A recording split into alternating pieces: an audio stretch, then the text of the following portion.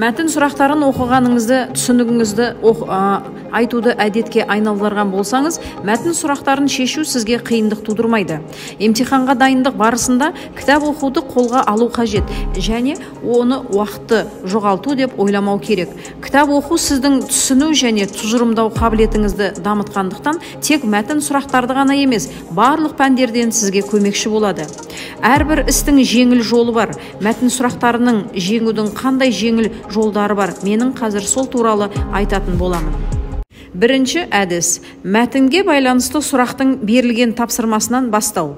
Бір істің бастағанда оны қандай мақсатпен жасап отырғанымызды білсек, жұмысымыз жеңілдейді. Алдымен жауап нұсқаларына көз жүгіртсеңіз, мәтінде не сұрап тұрғанын түсіне аласыз. Екінші әдіс. Сұрақтың тапсырмасын және сізде не сұрап тұрғанын жақсылап түсініп алыңыз. Кейде сұрақтың тапсырмасында айтылмаған, берілмеген, жатпайды секілді болымсыз тапсырмалар кездеседі. Мұндай болымсыз сұрақтарға абай болыңыз. Асты сызылған сөздерді де мұқият оқыңыз. Үшінші әдіс. Барлық жауап нұсқалар міндетті түрде қарап шығыңыз. Кейде А жауап нұсқасы шатастырушы болуы мүмкін. Мәтінге байланысты жауап нұсқасы болуы да ықтимал. Бірақ басқа да жауап нұсқалары мәтін жақсы түсіндіре алатынын мұқият оқығанда байқай аласыз.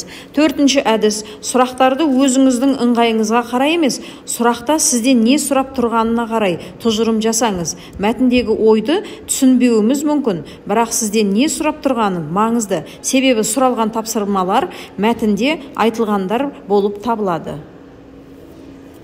Бесінші әдіс. Ұзақ көлемді тапсырмалардан қорықпаңыз.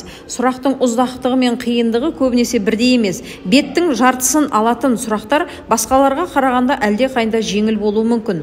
Ұзақ сұрақтарға көбінесе оқиға беріледі де, оны көз алдыңызға елестетіп, есте сақтау өте жеңіл болғаны үшін сұрақты оп-оңай шешесіз. Алтыншы әдіс. Мәтіннің негізгі ойы әдетте соңғы сөйлемдерде келеді. Айрықша жағдайларды есептемегенде мәтіннің негізгі ойын соңғы сөйлеммен ізденіңіз. Жетінші әдіс. Соңғы және ең маңызды әдіс. Мәтін сұрақтарды барлығы шеше алады, бірақ маңыздысы сізге берілген уақытта шешім үлгеру. Сол себепті тәжірибе жинап, тез шешуді үйрену өте маңызды. Тәжірибе жинау үшін белгілі бір тәртіппен сұрақ шешуіміз керек. Ендеше сізге ұсынымыңыз күн сайын кем дегенде 20-30 мәтін сұрақ шешу.